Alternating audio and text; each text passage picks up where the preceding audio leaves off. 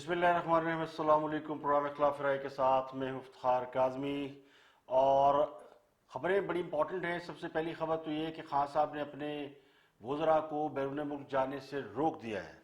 خان صاحب نے کسی خطرے کی بو پھانپ لی ہے یا پھر کوئی اور معاملہ ہے، اس پر بات کریں گے۔ لیکن دوسری اہم خبر عدلیہ کے موڈ کے حوالے سے اور اسٹیبلشمنٹ کے حوالے سے ہے۔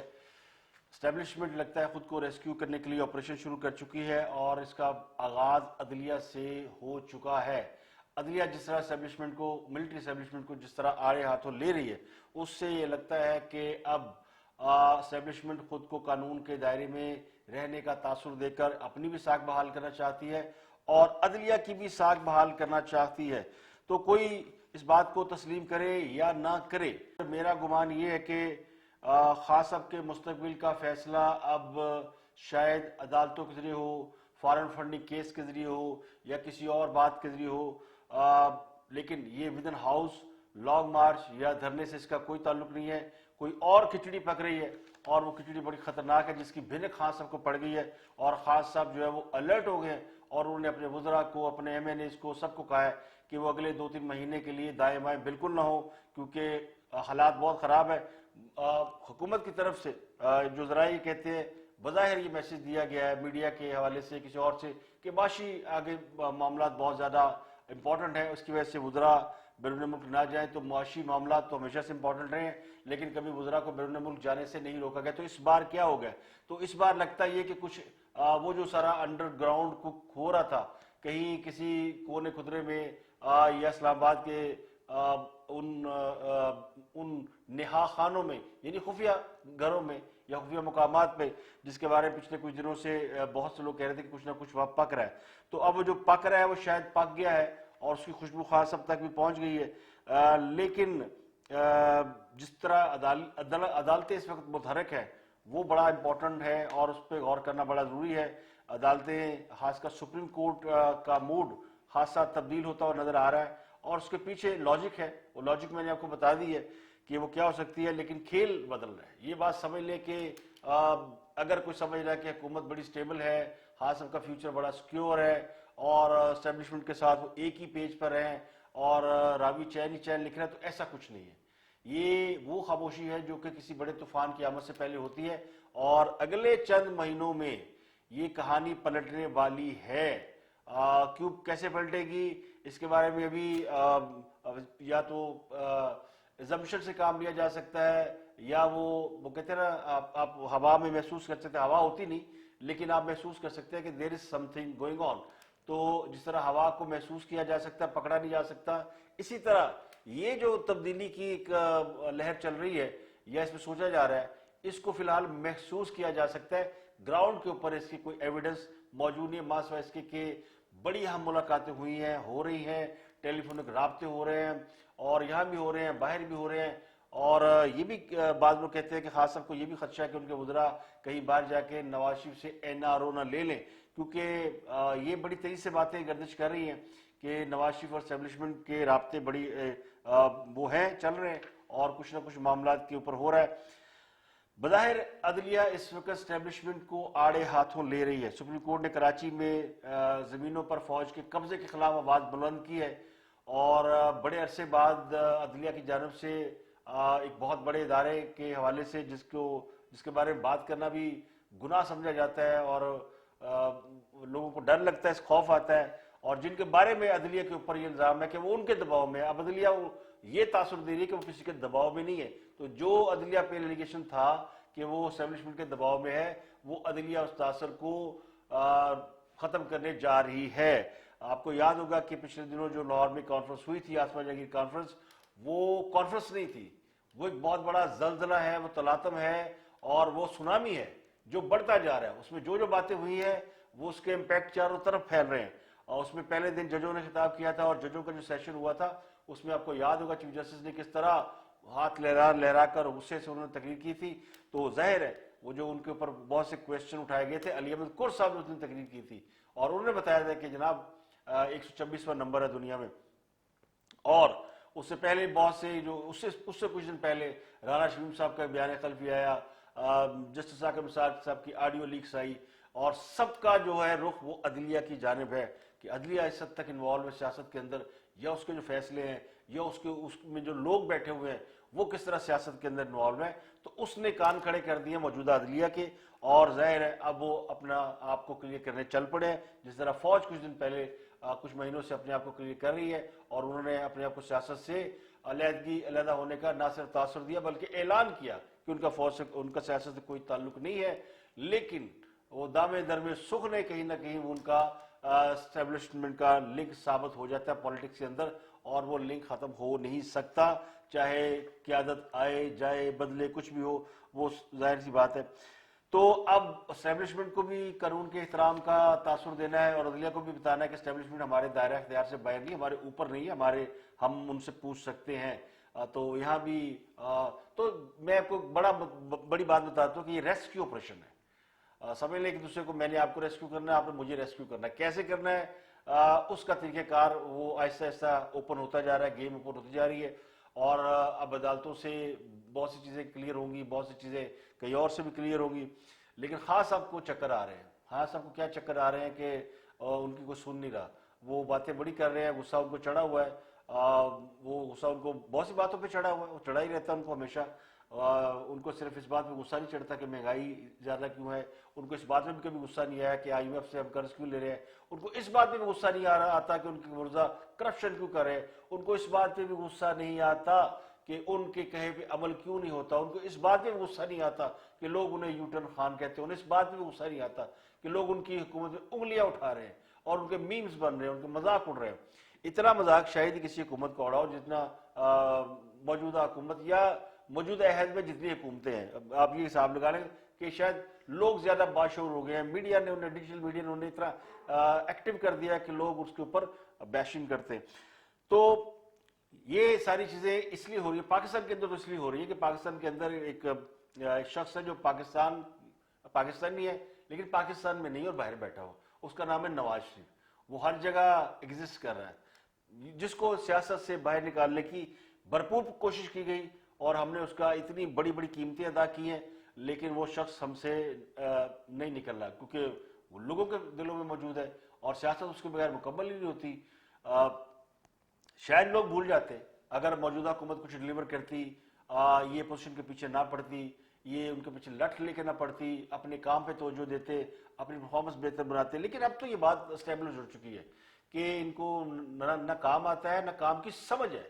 ایک ہوتا ہے نا کہ آپ کو کچھ سمجھ ہو اور وہ آپ ناکام ہو جائیں، لیکن آپ کو تو سمجھ بھی نہیں ہے، آپ اس کو کام ہی نہیں سمجھتے. آپ کے نزدیک جو کام ہے وہ میں بتا دیتا ہوں، وہ 354 ارب روپے سے زائد کا جو کرونا پیکج تھا وہ گڑبڑ ہے. وہ کدھر گیا؟ اس میں 40 ارب روپے کا فنڈ نہیں مل رہا. اس کا اتنا بڑا گھبرا، 40 ارب روپے، 40 billion rupees, it's not a small amount. اور اس کی جو رپورٹ آئی ہے اس کے بڑی خوفناک رپورٹ ہے کہ اس میں یعنی یہ جو ہمیں بار بار سمجھاتا ہے مہنگائی ہو گئی ہے تو یوٹیلٹی سٹور چلے جاؤ، وہاں سے سامان سستا ملے گا. تو یوٹیلٹی سٹور بھیجا کیوں جا رہا تھا؟ دیہڑی لانی سی. یہ تو بات اسٹیبلش ہو گئی ہے کہ عام آدمی کو چیزیں مہنگی کر کے بازار سے ہٹا کے یوٹیلٹی سٹور کی طرف راغب کیا گیا. اور اب وہاں پہ کیا گھپلا ہوا؟ وہاں پہ گھپلا یہ ہوا جی، چینی کی خریداری میں 1 ارب 40 کروڑ کا گڑبڑ ہے. یہ آڈٹ رپورٹ ہے ایڈیٹر جنرل پاکستان کی. اس کے مطابق گھی کی خریداری میں 1 ارب 60 کروڑ کا. یہ موٹی موٹی دیہڑیاں ہیں. ابھی آٹا، دالیں اور ساری چیزیں اگر آپ ملائیں گے تو یہ اچھی خاصی اماؤنٹ بن جاتی ہے. اربوں روپے کی لوگوں نے دہاڑی لی. پہلے کروڑوں کی یا لاکھوں کی لوگ دہاڑیاں لگاتے تھے، تو ان کے اوپر ہم نے اتنا عرصہ ان کی ایسی تیسی پھیری، اور ہم نے کہا کہ نہیں یہ تو ملک پورا کرپٹ ہے اور حکمران کرپٹ ہیں، چور ہیں. اور یہ پیٹرول کی قیمت اس وقت بڑھتی ہے جب حکمرانوں نے پیسے جیب میں ڈالنے ہو. تو اب کیا ہو رہا ہے؟ تو یہ بات بھی اسٹیبلش ہو گئی ہے کہ مہنگائی حکومت نے جان بوجھ کر کی. مہنگائی نہ کرتے تو مال کمانے کا موقع کیسے ملتا؟ اور کورونا کے اوپر جتنا ہم نے شور مچایا کورونا فنڈ لینے کے لیے، لیکن کورونا کے لیے جو فنڈ لیا وہ لوگوں کی جیبوں میں چلا گیا. اگر جیبوں میں نہیں گیا تو کہاں گیا؟ یہ سوال تو پوری عوام پوچھ رہی ہے. اور اس میں کورونا فنڈ کے میں تقریباً 40 ارب روپے کا گھپلا ہوا ہے، یعنی صرف کورونا فنڈ میں. اور اس میں اگر آپ دیکھیں تو اس میں ایک 250 بستر کا ایک ہاسپٹل بنانا تھا، آئسولیشن ہاسپٹل کہ کرونا ہے آپ ایک اسپتال بنا لیں 250 بستر کا, اس کے لیے فنڈ آیا تھا اور اس میں بھی گھپلا, یعنی وہ ہسپتال بنا ہی نہیں ہے. اور پھر اس میں سے رقم کہاں جا رہی ہے؟ رقم جا رہی ہے جی این ڈی ایم اے, وہ بھی اس میں ان کا بھی نام ہے این ڈی ایم اے کا, ان کے ذمہ بھی 4 ارب 8 کروڑ ہے. بے نظیر انکم سپورٹس میں 25 ارب کا گھپلا ہے.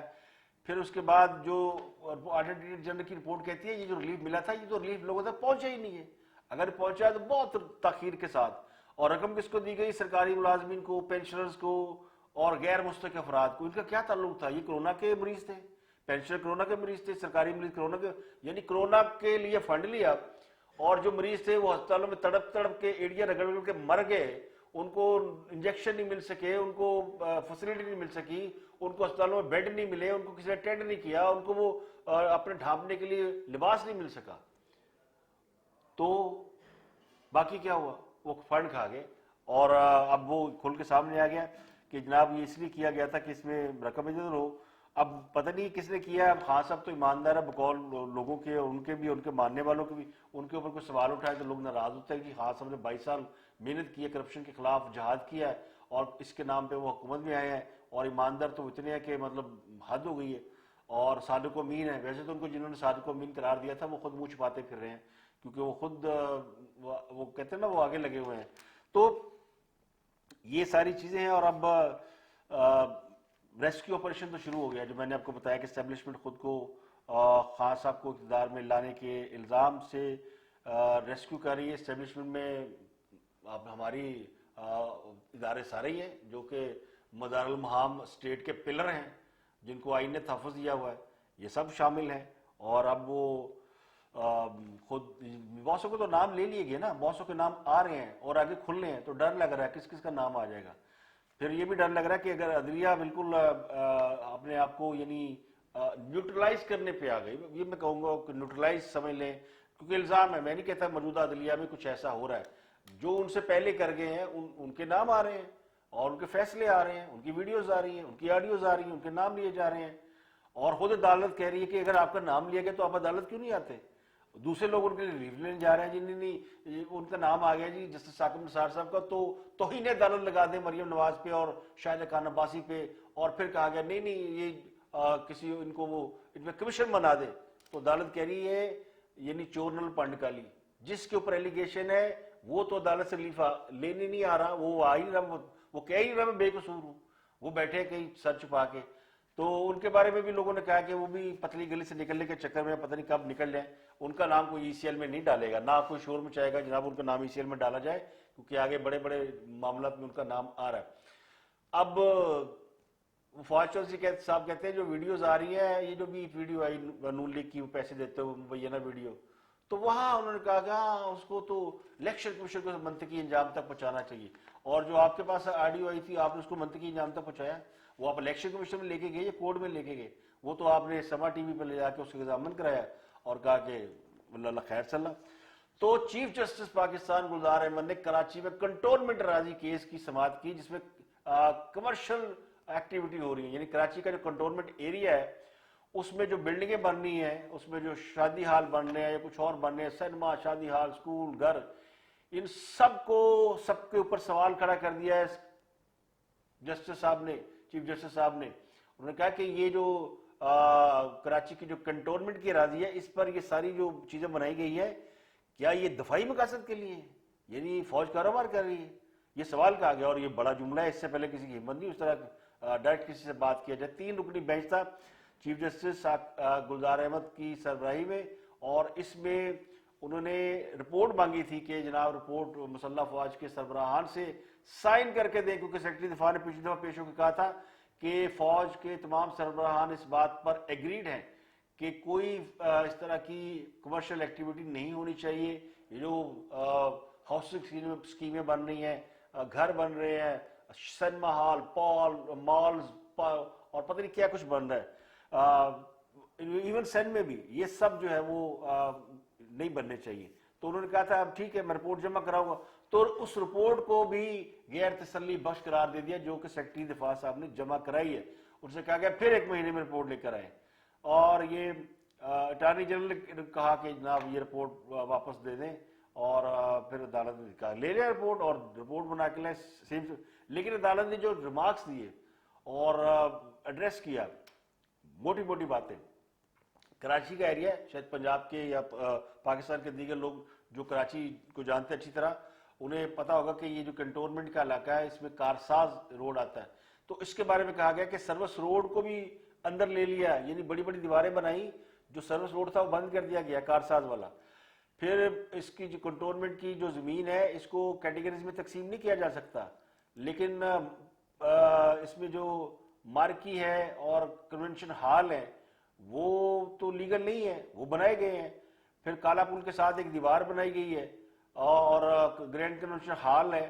یہ سب جو ہے یہ گرائیں, یعنی وہ جو پراپرٹی فوج نے بنائی ہے, فوج کے نام پہ کسی نے بنائی ہے, کنٹونمنٹ بنائی ہے, اس کے اوپر کہا گیا کہ اس کو ڈیمولش کر دیں. اور کارساز اور راشد منہاس روڈ پر اشتہارات کے لیے بڑی بڑی دیواریں بنا دی گئی ہیں. تو لیفٹیننٹ جنرل ریٹائرڈ میاں حلال عدالت میں پیش ہوئے تھے, تو اس یہ سیکرٹری دفاع ہے, ان کو ایڈریس کیا. چیف جسٹس نے کہا یہ حکومت پاکستان کی زمین ہے اور اٹارنی جنرل بتائیں کہ وزارت دفاع کیسے اس زمین کو صرف دفاع تک محدود رکھے گی. پورے پاکستان میں کنٹونمنٹ بورڈ کی اراضی پر یہی سلسلہ چل رہا ہے. سی ایس ڈی کو بھی اب اوپن کمرشل ڈپارٹمنٹل سٹور بنا دیا گیا ہے. یہ کنٹونمنٹ کا جو ڈپو ہوتا ہے وہ بھی کمرشل. تو کراچی کی بات ہو رہی ہے, گزری روڈ ایک علاقہ ہے, وہاں بھی راتوں رات بلڈنگ کھڑی کر دی گئی ہے. تو چیف جسٹس صاحب کہتے ہیں ہم ابھی سو کر نہیں اٹھے تھے, بلڈنگ کھڑی تھی.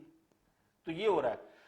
تو انہوں نے پوچھا کہ اب بتائیں کہ اب آپ کا آگے کیا پلان ہے, اس طرح آپ نے سب کچھ کرنا ہے جو ہو چکا ہے, یعنی ان کا اشارہ تو یہی تھا, کہا تھا انہوں نے, لیکن انہوں نے پوچھا کہ آپ بتائیں کہ آپ کا آگے کا کیا پلان ہے. تو انہوں نے کہا کہ تینوں سروسز کی کمیٹی بنا دی گئی ہے, تینوں افواج کی, جو انلیگل بلڈنگز کی نشاندہی کرے گی. تو چیف جسٹس پاکستان نے کہا کہ دیکھیں اگر یہ غیر قانونی عمارتیں رہیں گی تو ہم باقیوں کے خلاف کیا ایکشن لیں گے. یہ فیصلہ ایک روایت بن جائے گا کہ ہم ڈسکریمنیشن کر رہے ہیں. فوج ریاست کی زمین پر کمرشل سرگرمیاں کیسے کر سکتی ہے؟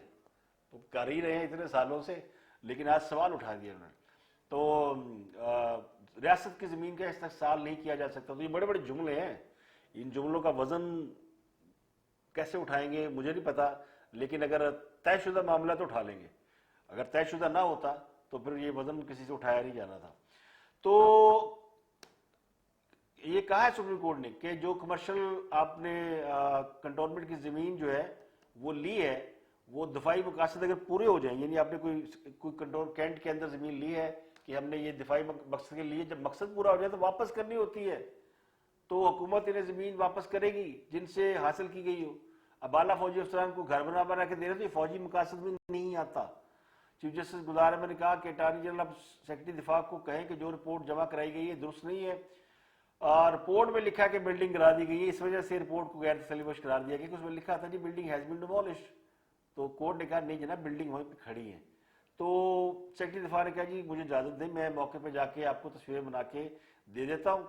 تو چیف جسٹس نے کہا کہ یہ ہمارے اور آرمی دونوں کے لیے باعث شرمندگی ہے. اب کوٹ اینڈ کوٹ یہ جو عدالت میں ہو رہا ہے وہ میں آپ کو رپورٹ کر رہا ہوں, جس پہ عدالت اپنے ریمارکس دے رہی ہے.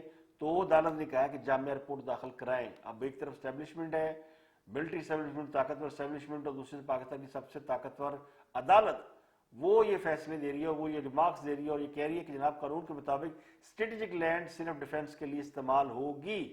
تفصیلی رپورٹ 4 ہفتوں میں جمع کرائیں. ایسا نہیں ہو سکتا کہ فوج کی غیر قانونی تعمیرات کو چھوڑ دیں تو پھر باقیوں کے لیے کیا کہیں گے. تو اٹارنی جنرل کو کورٹ نے کہا کہ جناب آپ جا کے آپ فوج کو سمجھائیں کہ فوج کے ساتھ قانونی معاملات نہیں ہوتی, وہ چاہے کرتے رہتے ہیں. فوج جن قوانین کا سہارا لے کر کمرشل سرگرمی کرتی ہے وہ غیر آئینی ہے. تو چیف جسٹس صاحب نے بہت امپورٹنٹ چیزیں, یعنی بہت بڑے بڑے بیانات, بڑے بڑے جملے اور بڑا, یعنی وہ کہتے ہیں نا پنجابی پہ گئے, تو بظاہر تو لگ رہا ہے پہ گئے. اب پہ گئے میں نے آپ کو بتایا اب اگر وہ یہ پڑھتے نہیں تو ان کے اوپر تو سوال لوگ کھڑا کر رہے ہیں کہ جناب یہ انڈر انفلوئنس ہے. تو وہ کہہ رہے ہیں نہیں دیکھیں ہم نے کیسے کتنا بڑا کام کیا ہے, یہ بڑا چھوٹا کام نہیں ہے. تو اسی طرح تو آپ اپنے آپ کو کلیئر کرتے ہیں نا, اور کیسے کرتے ہیں.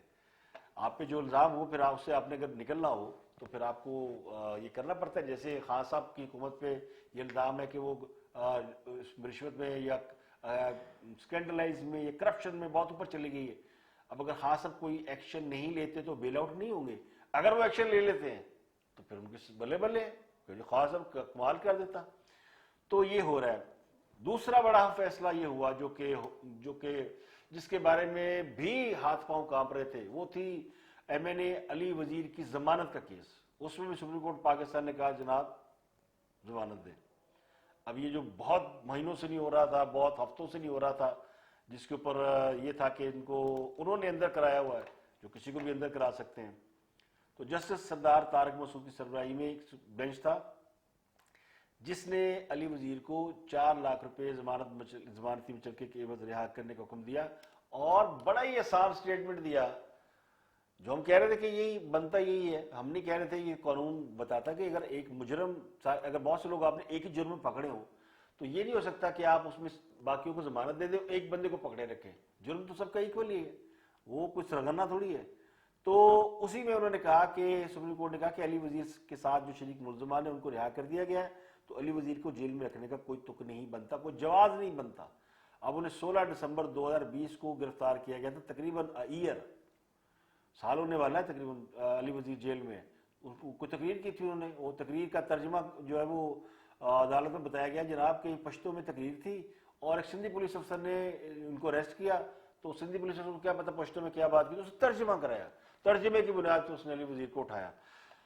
اپارٹ فرام دیٹ, علی وزیر ہو یا منظور پشتین ہو, یہ دونوں لوگ اگر ان کے بارے میں جو پرسیپشن پہلے مارکیٹ کے اندر موجود ہے وہ یہ کہ اینٹی اسٹیبلشمنٹ ہے, اور یا پھر وہ اینٹی پاکستان ہے. تو یہ اینٹی پاکستان اگر ہوتے تو پاکستان کی پارلیمنٹ کا حصہ نہ بنتے, الیکشن نہ لڑتے. تو یہ الیکشن لڑ کے پاکستان کا وہ پہنچے علی وزیر, تو ان کا یہ آئینی استحقاق ہے ایز سٹیزن آف پاکستان کہ وہ اپنے خیالات کا اظہار کریں. اب ان کے خیالات کو اگر اینٹی اسٹیٹ سمجھا گیا ہے تو یہ ظاہر ہے اس کا فیصلہ عدالتوں نے کرنا ہے, کسی اور نے کرنا ہے. لیکن ان کے جو رائٹس تھے وہ ان کو نہیں دیے گئے. تو عدالتوں نے یعنی 1 سال گزرنے کے بعد اب ان کو یعنی بڑا فیصلہ کیا. تو یہ دوسرا فیصلہ ہے, وہ جو کراچی کی زمینوں پہ قبضے کے بعد یہ دوسرا فیصلہ ہے, یعنی اب مزید کپڑے دھل رہے ہیں. تو یہ ہو رہا ہے, اسی لیے خان صاحب کو اب یہ کان میں لگی ہوئی ہے, اور یہ لگنی ہے تھوڑی سی گھبراہٹ. وہ کہتے ہیں نا واری تاڑی ہے, وہ آتی رہتی. خان صاحب پہ گھبراہٹ کا پیریڈ آتا رہتا, ہم کہتے رہتے خان صاحب اب آپ کی باری ہے, گھبرانا نہیں. خان صاحب اس میں سے بھی نکل جاتے, تو نکالنے والے تو موجود ہیں, ایسا تو نہیں ہے کہ بہت بڑی تبدیلی آ گئی. لیکن وہ جب بھی ایکٹیویٹی ہوتی ہے وہ ایک دم ان کی کرسی لرزتی ہے, تو وہ ایک دم ان کے کان کھڑے ہو جاتے ہیں, الرٹ ہو جاتے ہیں. تو خطرے کی گھنٹی اس بار بھی بج چکی ہے. اب ایک اور کیس کی آخر میں بات کر لیتے ہیں, وہ رانا شمیم صاحب کا کیس ہے اسلام آباد ہائی کورٹ میں. یہ بھی بڑا امپورٹنٹ کیس ہے جس میں گلگت بلتستان کے سابق چیف جسٹس جناب رانا شمیم صاحب نے ایک ایفیڈیوٹ جمع کرایا تھا, جس میں انہوں نے یہ اس بات کا اعتراف کیا تھا کہ جناب جسٹس ثاقب نثار صاحب نے ان کی موجودگی میں اپنی کورٹ کو یہ آرڈر دیے تھے کہ نواز شریف کی اور مریم کی ضمانت نہ ہونے پائے. اس پر عدالت نے توہین عدالت کا ایک وہ یعنی کیس ہوا, اس کی سماعت کی. اس میں ان کو بلایا ہوا تھا رانا شمیم صاحب کو, انہوں نے کہا کہ جناب آپ آئیں, اور اپنا اس کے اوپر انہوں نے عدالت نے کہا کہ آپ تحریری بیان جمع کرائیں. میں نے آپ کو کل بتایا تھا کہ انہوں نے تحریری بیان جمع نہیں کرایا, تو خود پیش ہو گئے. اب دوران سماعت بڑی امپورٹنٹ باتیں ہوئیں. اس پر انہوں نے پوچھا کہ آپ نے تحریری جواب کیوں نہیں جمع کرایا, اور پھر 3 سال بعد آپ نے ایک بیان خلفی جمع کرا دیا, نیوز پیپر نے آپ کا بیان خلفی پبلک تک پہنچایا ہے. تو رانا شریف نے کہا کہ بیان خلفی میں نے کسی کو نہیں دیا, وہ سیلڈ تھا, اور مجھے نہیں پتا میڈیا تک کیسے پہنچا, لیکن پہنچا. اب جن کو دیا ہوا تھا وہ تو کورٹ ہے یا نوٹری پبلک ہے, لیکن یہ کیسے پہنچا اور کہ اخبار میں بھی شائع ہو گیا, وہ کہتے ہیں مجھے نہیں معلوم کہ یہ کس طرح لیک ہوا. چیف جسٹس نے پوچھا, استفسار کیا کہ وہ بیان آپ کا نہیں ہے, بیان خلفی آپ نے نہیں دیا. تو انہوں نے کہا کہ میں نے بیان خلفی اشاعت کے لیے نہیں دیا, یعنی چھاپنے کے لیے نہیں دیا. اور نثار عباسی صاحب کو اس لیے نہیں دیا تھا کہ وہ اخبار میں چھاپ دیں, اور میں نے تو دیا ہی نہیں. اسے کہتے ہیں مجھے پتہ ہی نہیں گا. تو پھر انہوں نے کہا کہ چیف جسٹس نے پوچھا کہ آپ نے کس مقصد کے لیے دیا تھا بیان خلفی, دیا تو تھا نا, اور پھر 3 سال بعد آپ نے کس مقصد کے لیے دیا, یہ 3 سال پرانی بات ہے. اور کیا آپ نے عوام کا عدالت سے اعتماد اٹھانے کی کوشش کی ہے؟ تو انہوں نے کچھ جواب دینے کی کوشش کی، رانا شمیم نے تو ان سے کہا گیا کہ آپ تحریری جواب دیں، اور پھر اٹارنی جنرل بیچ میں آئے، انہوں نے کہا جناب کہ معاملہ یہ کہ رانا شمیم کو روسٹرم پہ بلا کے بہت گرل کیا گیا، بہت سوال پوچھے گئے ان سے، تو انہوں نے ان سے یہ پوچھا گیا کہ آپ نے تحریری جواب کیوں نہیں جمع کرایا، تو انہوں نے کہا یہ میرے وکیل سے پوچھیں کہ میرا جواب کیوں داخل نہیں ہو سکا، جس کا مطلب یہ کہ وہ وہ جواب دے چکے تھے، لیکن وکیل کی کوئی نااہلی یا وکیل کی کوئی غفلت کہہ لیں یا کچھ ایسا ہو گیا کہ وہ جمع نہیں کرا سکے۔ اٹارنی جنرل بھی عدالت میں کھڑے ہوتے ہیں، حکومت کے جو ہوتے ہیں وکیل، انہوں نے کہا کہ اس کیس میں میڈیا کا کردار تو بڑا ثانوی ہے۔ آپ دیکھیں یہ ٹرن اراؤنڈ ہے، کس کو بچا رہے ہیں؟ جنہوں نے بیان چھاپا، یعنی انصار عباسی صاحب، میر شکیل الرحمان، ان کے میڈیا پہ یہ بیان چھپا اخبار میں جنگ میں، اور اس کے بعد ان کو بھی توہین عدالت کا نوٹس ہوا، تو اس پہ حکومت نے ان کے اوپر توہین عدالت کا جو معاملہ تھا اس کے حوالے سے کہا ہے کہ ان کا کردار بڑا ثانوی ہے، تو ان کے خلاف کارروائی جو مؤخر کر دی جائے۔ جواب لینے تو رانا شمیم سے دیں جنہوں نے بیان خلفی دیا ہے، تو رانا شمیم کے مطابق بیان خلفی لندن میں ریکارڈ کرایا گیا اور ان کو اوریجنل بیان خلفی پیش کرنے کی ہدایت دی جائے۔ سابق چیف جسٹس رانا شمیم نے کہا کہ مجھے نہیں معلوم کہ جو بیان خلفی رپورٹ ہوا ہے وہ کون سا ہے، میں پہلے رپورٹ کیے جانے والا بیان خلفی دیکھ لوں، یعنی ہائے صادقی پہ کون مرنا جائے، اینے تسی کاکے، یعنی آپ عدالت بھی آ گئے ہیں تو آپ نے وہ بیان خلفی نہیں دیکھا جو آپ کے نام سے منسوب ہے، جو مارکیٹ میں زیر گردش ہے، جس میں آپ نے کہا ہے، آپ نے پورے جسٹس عاقب نثار صاحب کو دھو کے رکھ دیا کہ انہوں نے یہ کام کیا، تو انہوں نے کہا میں پہلے دیکھ لوں، تو اس پہ حکومت بڑی خوش ہوئی، اس کا مطلب ہے ان کو پتہ ہی نہیں ہے، ان کے نام سے کوئی بیان خلفی دیا گیا ہے۔ فواد چودھری نے بھی کہہ دیا کہ ان کو تو پتہ ہی نہیں ہو، تو یہ بیان خلفی انہوں نے دیے ہی نہیں ہے۔ تو یہ پھر انہوں نے کہا کہ اگر انہیں نہیں معلوم، اٹارنی جنرل نے کہا، تو پھر یہ کس نے تیار کرائی، بڑا امپورٹنٹ سوال ہے۔ تو پھر انہوں نے عدالت نے، اسلام آباد ہائی کورٹ نے دی نیوز کے editor in chief Mir Shakil ur-Rahman, editor investigation Ansar Abbasi, ان سب کے جوابات عدالتی معاونین کو دینے کی ہدایت کرتے ہوئے مزید سماعت 7 دسمبر تک ملتوی کر دی، اور رانا شمیم صاحب سے کہا کہ آپ 5 دن کے اندر جواب لے کر آئیں اور اپنی یعنی تحریری جواب جمع کرائیں، پھر اگے دیکھیں گے کی ہویا۔ تو یہ ساری ڈیولپمنٹ ہے کورٹس کے حوالے سے، اور اب اتنا کچھ اگر عدالتوں میں ہو رہا ہے تو پھر خطرے دی گھنٹیاں تو بجن گی نا، پھر آگے جو کھلنا ہے وہ تو میں نے آپ کو بتا ہی دیا ہے کہ بڑے بڑے کیس چل رہے ہیں۔ اب اگر یہ کیس عدالت نے ٹیک اپ کر لیا، یہ جو کرونا ریلیف فنڈ ہے جس کے بارے میں امکان ہے کہ ایک کیس کورٹ سے لگ جانا، یہ لگ گیا تو پوری حکومت کھڑی ہو جائے گی کٹہرے میں، اس لیے خاص ہم کہتے ہیں ادھر ادھر نہ ہونا، کچھ بھی ہو سکتا ہے کہ یہی وہ لمحہ ہو کہ جس کے انتظار میں وہ اپوزیشن والے بیٹھے ہیں یا کوئی اور لوگ بیٹھے ہیں یا وہ لوگ بیٹھے ہیں جو کہ یہ دعائیں مانگتے ہیں کہ یا اللہ خاص سب کو ساڑی جان چھڑا، تو وہ کہتے ہیں جو بھی کہتے ہیں۔ تو یہ بہرحال آج کے لیے اتنا ہی، اس میں سے آپ نتیجہ خود اخذ کر لیے کہ اسٹیبلشمنٹ، عدلیہ، حکومت، اپوزیشن، اب ان کی پوزیشن کیا ہے، کس نے کس کو بند گلی میں لا کھڑا کیا ہے، کون خود کو بیل آؤٹ کرنے کی کوشش کر رہا ہے، کون اپنے گندے کپڑے کہاں پہ دھونے کی کوشش کر رہا ہے تاکہ وہ کپڑے اجلے صاف ہو جائے اور اس کے اوپر کوئی داغ نہ رہ جائے۔ تو ان داغوں کو دھونے کے لیے بڑی سے بڑی قربانی دی جا سکتی ہے، خواہ قربانی وہ حکومت کی ہی کیوں نہ ہو۔ اپنا گردنوا کے لوگوں کا بہت بہت خیال رکھیے گا۔